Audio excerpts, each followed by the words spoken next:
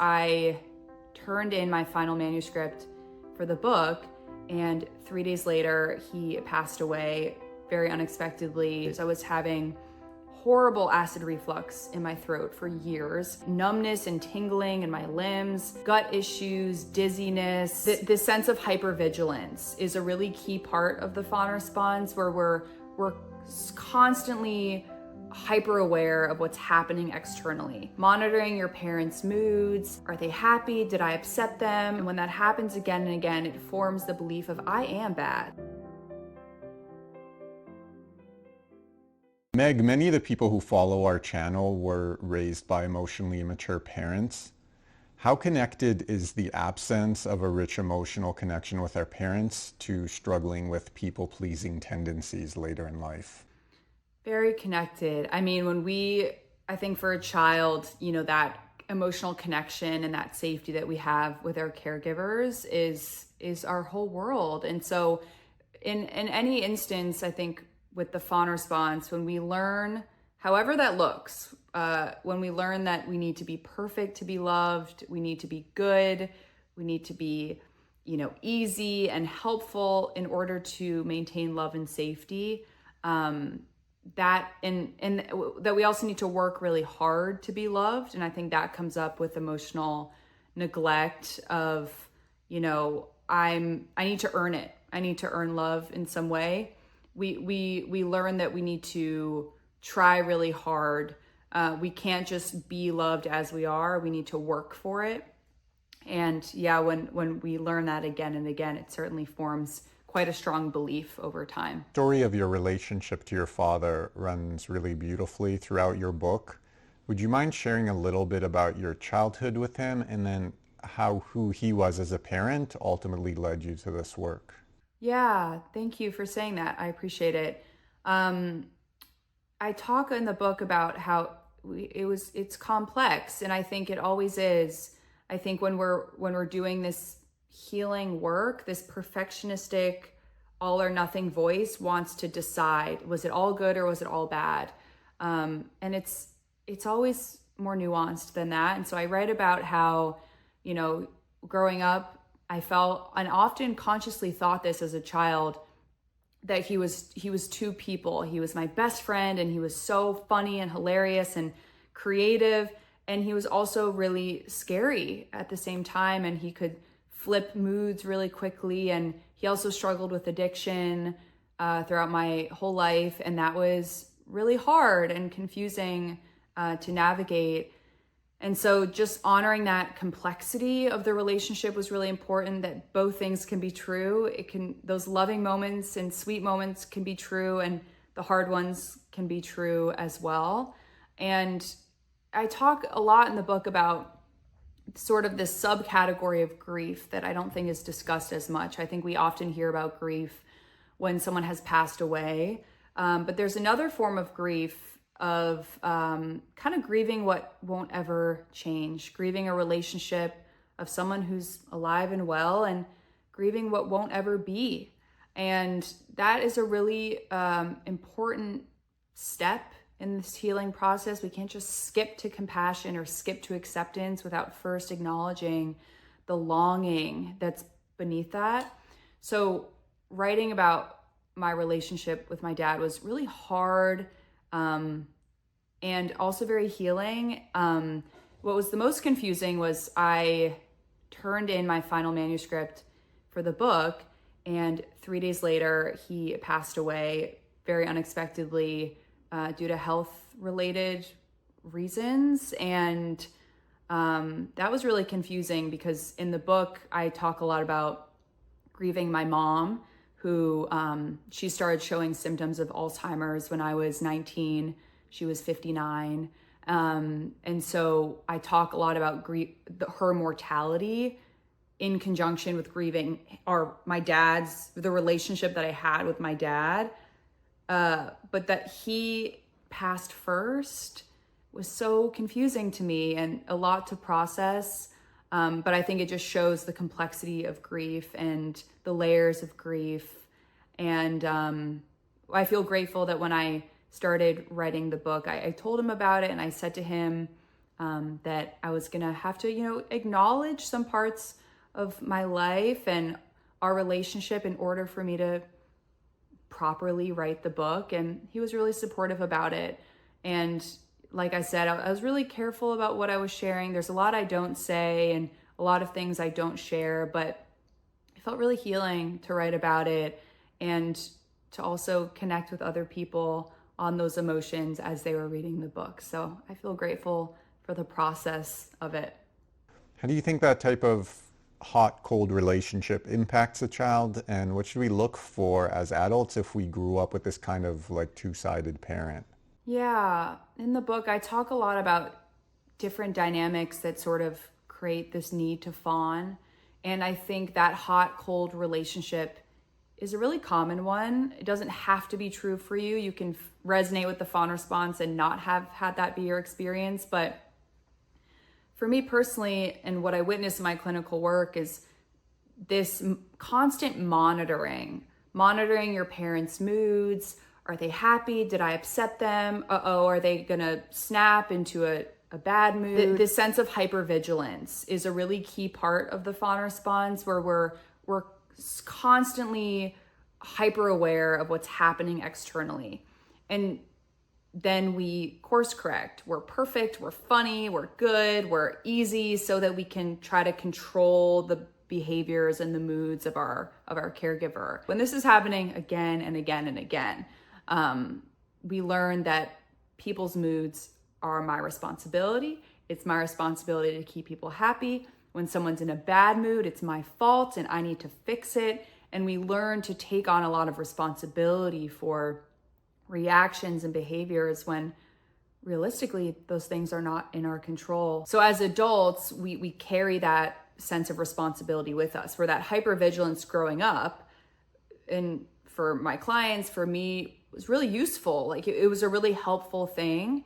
And we needed that. But when we're then growing up into adulthood, we carry that with us because it worked and it's been familiar to us. And we end up carrying it into relationships where it's not as necessary.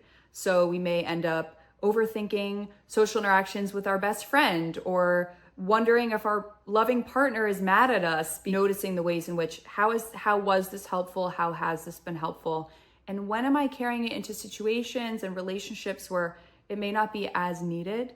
And starting with that awareness. But that hot and cold dynamic is a really common one that I see, and really understandable for why we would always worry if people are mad at us or if we did something wrong. I think in these explosive environments and relationships as well, a common dynamic that happens is conflict is handled in really big ways. So maybe there was a lot of yelling or screaming, slamming doors, or maybe there was silent treatment and we didn't witness conflict being handled in a safe and regulated way again and again and again. And so when that happens, what a child does to make sense of it, when there's no repair, there's no accountability taken. Maybe you have a huge explosive outburst with a caregiver, and then you go downstairs and then they're like, what do you want for dinner? It's just brushed under the rug, and that happens continuously. What happens is a child makes sense of it by believing that they caused it to happen.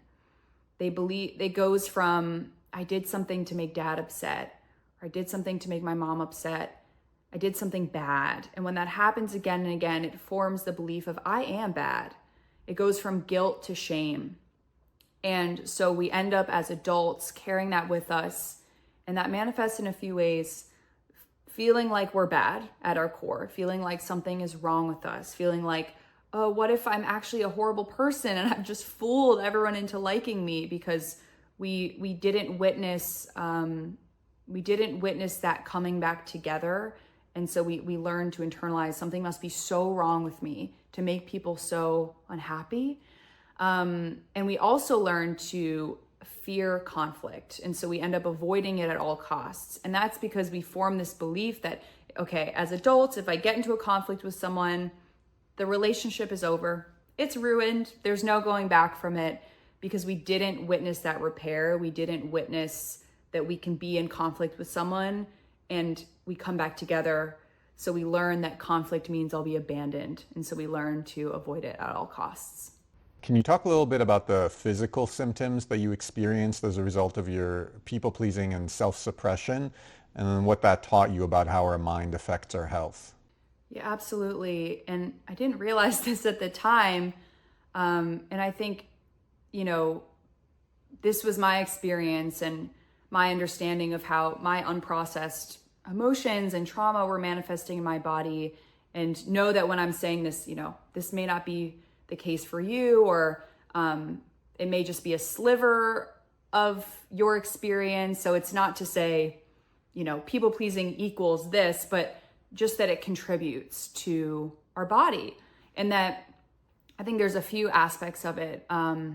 Anger is really important. Anger, in many of us are taught to shove our anger down from a really early age, or we witness anger, like I discussed, in extreme ways. So we learn, okay, anger's scary, anger's bad, and I'm not allowed to feel it. And so maybe our caregivers were allowed to feel it however and whenever they wanted, but when we feel it, it's inconvenient and it's bad and it's wrong, so we need to shove it down. And when that happens again and again, you know, that anger doesn't go anywhere. It just gets stored in our bodies, and it manifests as tension and heat. And I went through, or I'll actually say, a lot of research has been done on anger suppression and autoimmune disease as well, and just how those suppressed emotions manifest in the body. And what I noticed within myself is I felt like growing up, what was in my control was focusing on my environment. But when I had left that environment, I needed a new thing to focus on. I needed a new thing to pour that anxiety into. And so I found myself focusing on my body and symptoms that I was feeling in my body. And so I was having a lot of random, what felt like random issues. I was having horrible acid reflux in my throat for years.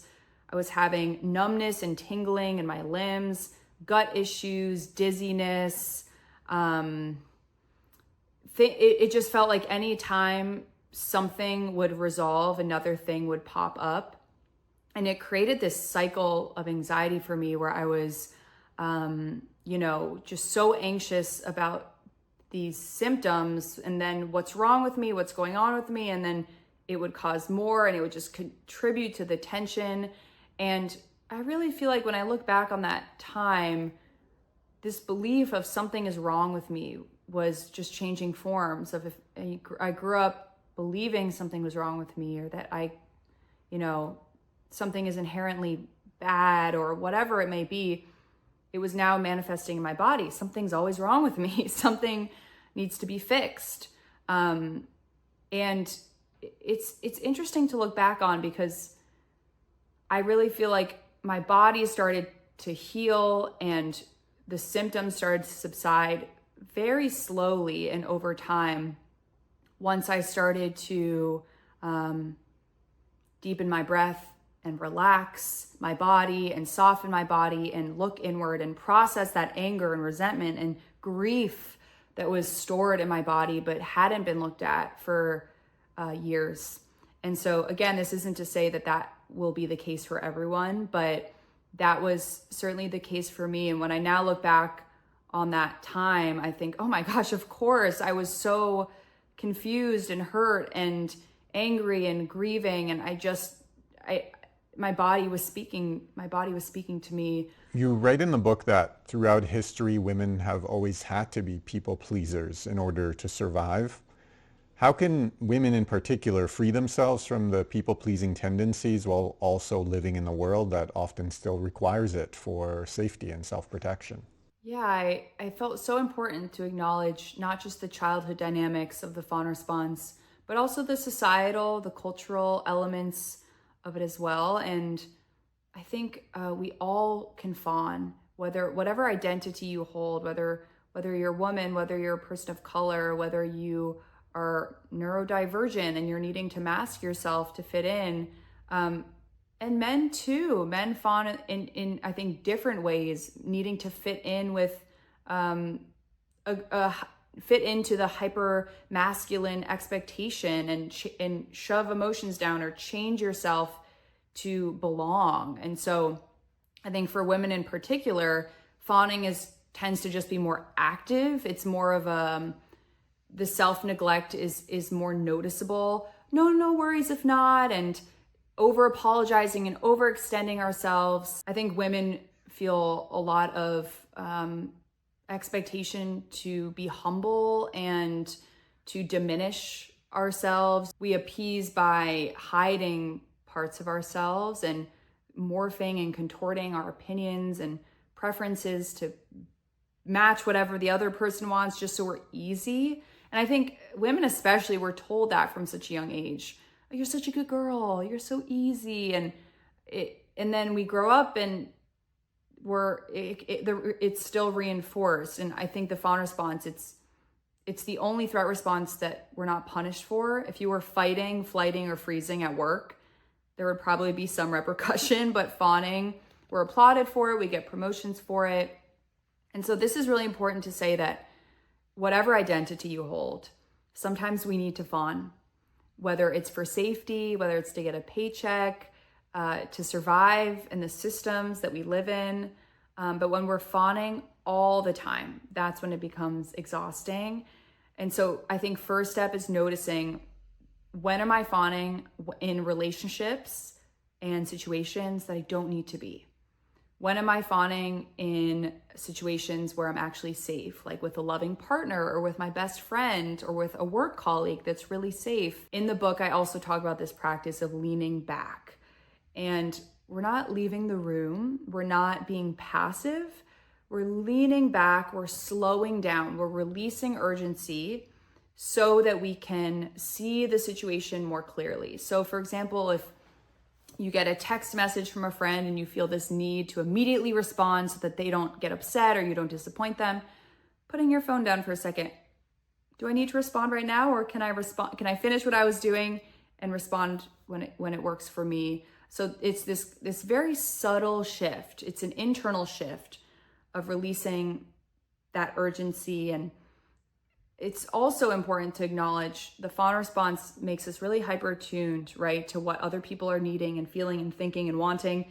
And so we end up losing connection with ourselves. So I also think pausing and looking inward. What do I think of this? What do I need? What am I feeling? You write about this idea of the lone wolf as a response to being raised by parents who emotionally neglected you. Can you describe what the lone wolf is and what people who it resonates with should do or think about?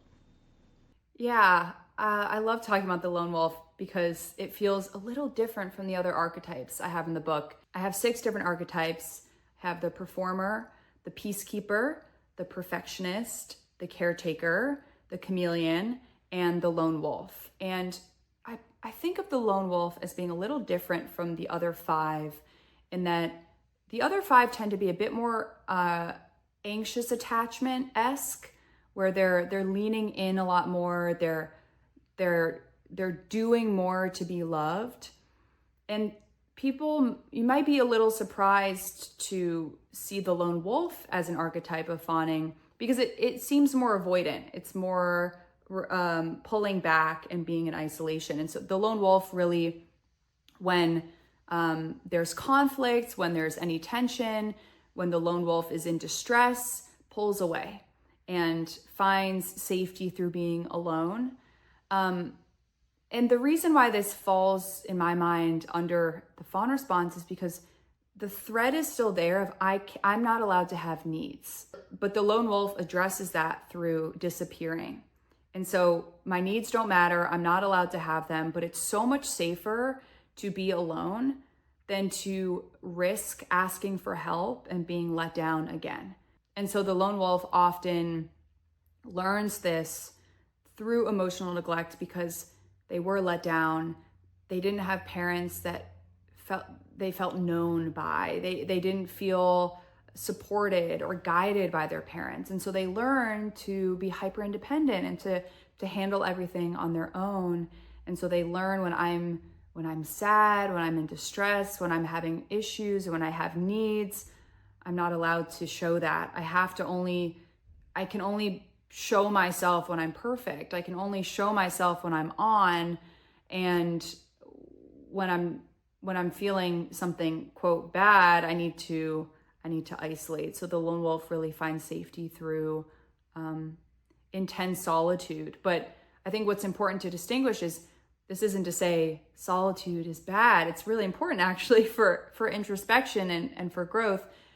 What's important is when the lone wolf actually secretly wants connection, they pull away. So they're craving that connection. They're craving to be taken care of and supported, but they don't trust that they'll get it, or the disappointment feels way too scary. So they'd rather not be disappointed. They'd rather not face that. And so they pull away. You have a beautiful line in the book.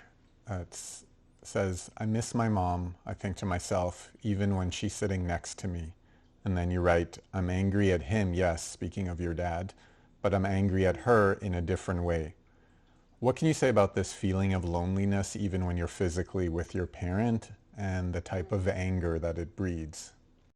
It felt so important to me to have a whole chapter on grief and on this type of grief that I was talking about earlier, because I think it's if you've experienced any sort of emotional neglect, if you've experienced, just not feeling fully supported by or known by your caregivers, this feeling of, I describe it as like, I want to go home when you're in your own family's house, or feeling lonely when you're sitting right next to them, like they're quite far away.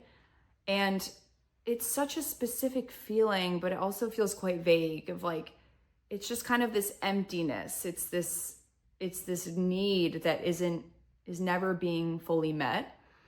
And I talk about it in my book with my mom because, well, for a few reasons, I definitely have felt that as she's declined in Alzheimer's, and she has just gotten further and further away in many ways.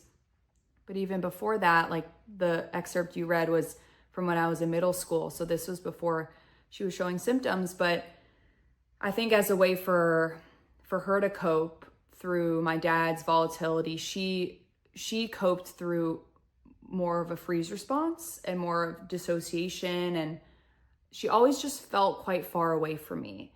I feel like I wanted to reach out to her, and she just felt far, and by no fault of hers. Like she was so, and is so sweet and loving, but just felt quite far away emotionally. And so I think that can feel really confusing to a child, because I think we learn, or we internalize that as, am I not worth knowing? Is it, what have I done to cause this emotional distance? Is it my fault that I feel so far away from the people that are supposed to know me the most intimately? And so, yeah, it's such a subtle feeling, and it's even, I think it's hard to put language to it, but I think if you know, and if you resonate with it, I think you get it. You said that people don't necessarily need to remember specific events of harm or abuse in order to heal from them. Can you explain how that works and what we can do if we have these blank spots in our memories from childhood? Yeah, it's so important because, well, I think for many of us, if we are drawn to this concept of people pleasing, we might have a tendency to intellectualize a lot, feeling like I need to figure it out in my head and then I'll be fixed or healed. And so acknowledging that tendency where, we can't, much research has been done. We can't trick our way out of trauma. We can't think our way out of trauma. It really happens over time, slowly, by showing our bodies that we are safe, showing our bodies that we can be uncomfortable and safe at the same time. We can be in relationship to people and safe at the same time. And so healing really happens through the present. But also with trauma, however it looked, whether it was in a singular event, big T trauma, or whether it was complex trauma, which, maybe smaller moments that happened again and again over time. We didn't have a source of safety to return to again and again. Trauma messes with memory. It often, as a way to protect us, blocks out details and memories from our brain. And so many of us, if we've experienced trauma, we don't have those memories to go off of. At least up here, our body remembers, of course, but it can feel a little daunting of, oh, if I don't remember it, can I not heal from it? Or do I need to relive it in my brain in order to move forward? And that's certainly not true.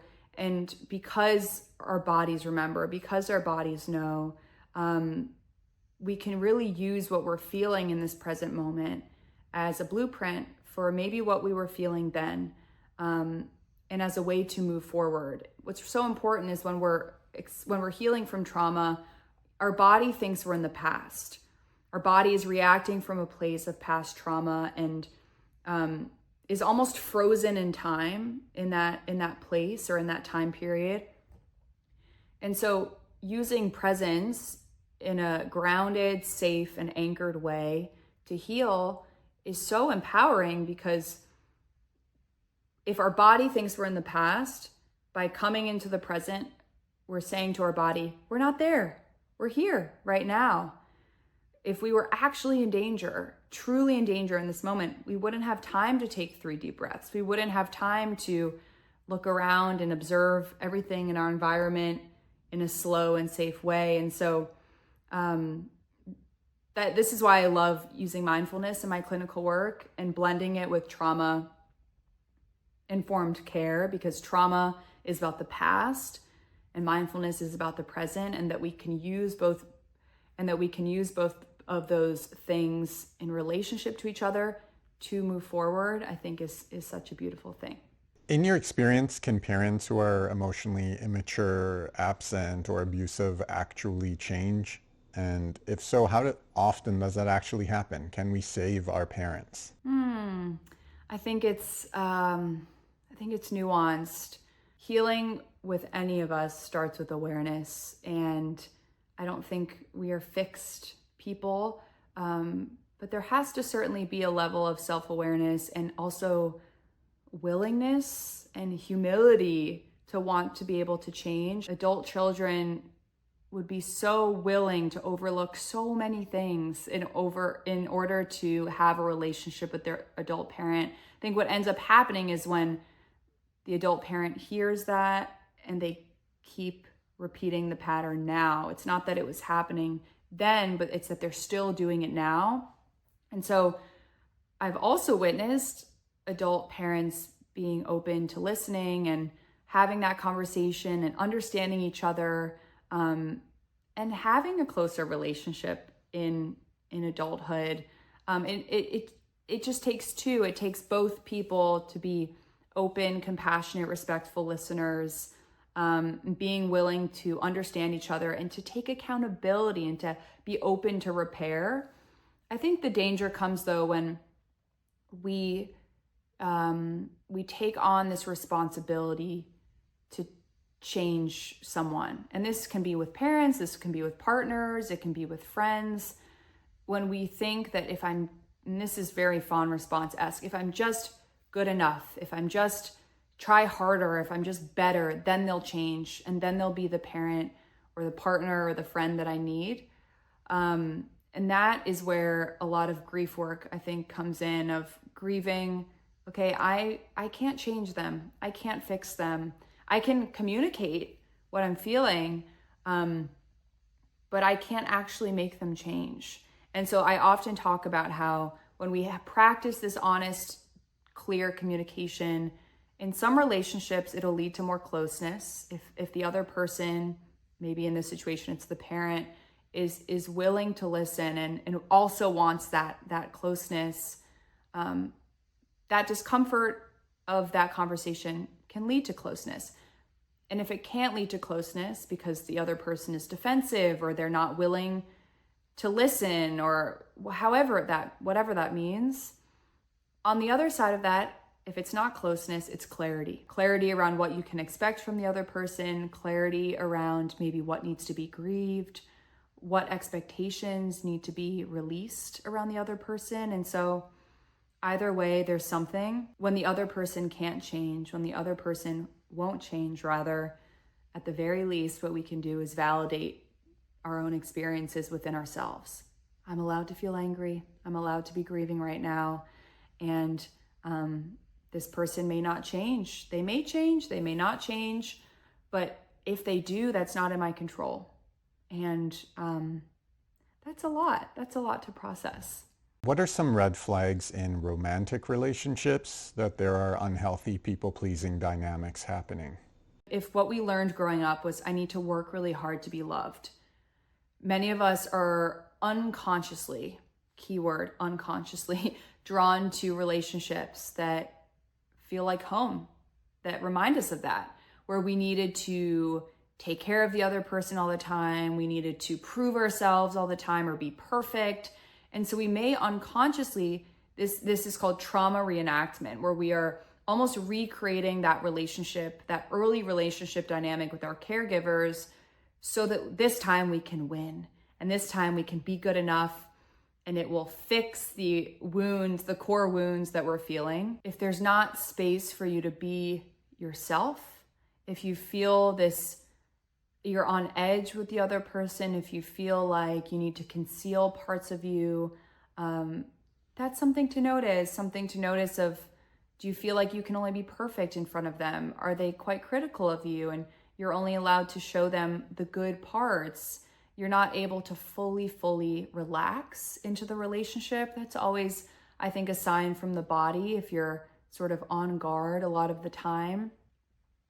If you find yourself, I'm being careful because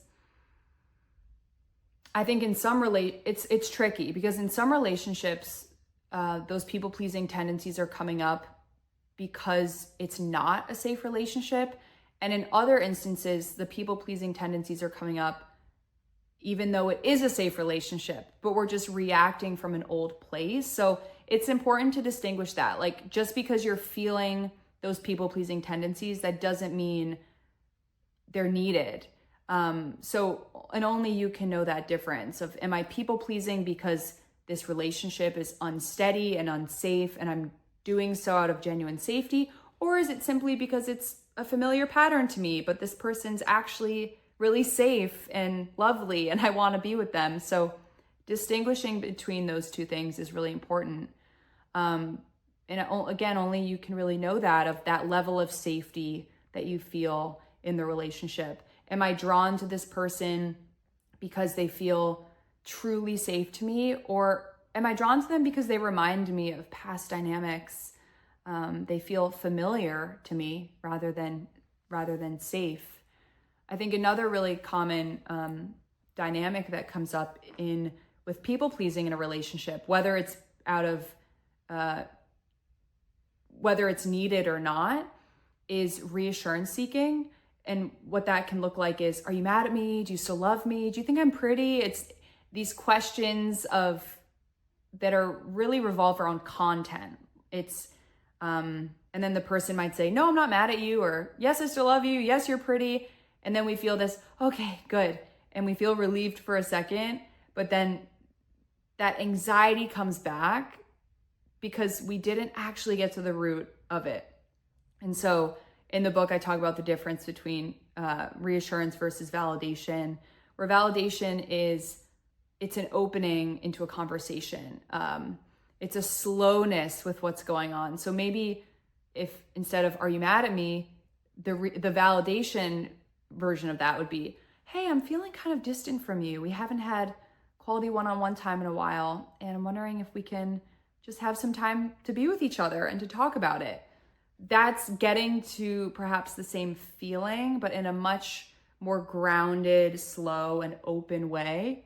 And so if the other person gives validation, it might include some reassurance, like, oh, I'm not mad at you, but it also includes a conversation and an opening to understand each other and to know each other's emotions. So if you feel this need to ask for a lot of reassurance in your relationship, I think using it as an inquiry of, am I asking for reassurance because I don't feel safe in this relationship? Or am I asking for reassurance because this is an old wound coming to the surface? You have a client story in your book of a woman whose mother used the silent treatment as punishment and once didn't acknowledge her for an entire month. What are your thoughts on the silent treatment as a disciplinary measure, and how does it impact us as children and then as adults? Silent treatment is quite damaging in that we're communicating to a child, you don't exist to me. And when there is disagreement, when there's conflict, love is taken away from you. You don't, I don't see you, I don't hear you. It's a full just shutting that person out.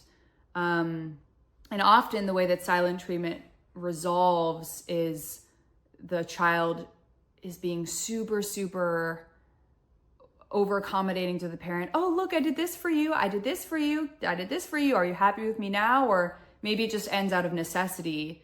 Like my client example, it had to end because she needed to go back to school and they needed to talk about logistics. But it really shuts off the opportunity for understanding, and to instead allow for hard conversations, to allow for repair to happen, to allow for closeness in seeing each other's differences.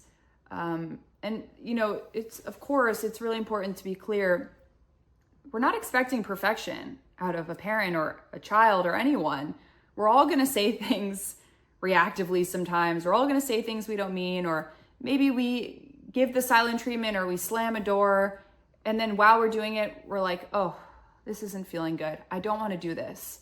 And so then we notice that, we break out of it, and we go back to that moment of tension and we repair it. Hey, I'm really sorry for yelling at you. I'm really sorry for giving you the silent treatment. That didn't feel good, and I don't want to do that. Let's talk about it. So even when we do engage in these reactive ways of conflict, we can still repair, and we can still go back to that moment. But yeah, the silent treatment it's quite confusing for a child, and of course, when a parent is engaging in it, it's probably what they witnessed growing up, or it's what they received growing up, and so it's what they're going off of what they know. But it has quite a lasting effect. And what I witnessed as adults is we often learn, and how the silent treatment feeds into this "are you mad at me" thinking, is we learn that silence is abandonment. So when someone isn't responding to me, I've done something wrong. I need to figure out what I did wrong, and I need to fix it. Because with the silent treatment, there's all this space for us to be like, what was it this? Did I do this? Should I be doing this right? All this room to overthink. So as adults, we carry that with us, but when we may not need it. If someone doesn't text us back for 4 hours, we might start being like, oh gosh, maybe I said this, self-analyzing. And often it's just because they're busy or whatever, but our brain assumes it's our fault. And so there comes that self-blame again with the silent treatment, because there's no repair happening, there's no accountability. So we learn to make sense of things by believing that we caused it to happen. And that, it shows up a lot in adulthood. You talk on your social media a lot about ways to tell the difference between being lazy and being stuck in the freeze response. Can you recap, please, for anybody just being introduced to your work about those differences? Yeah, the freeze response is when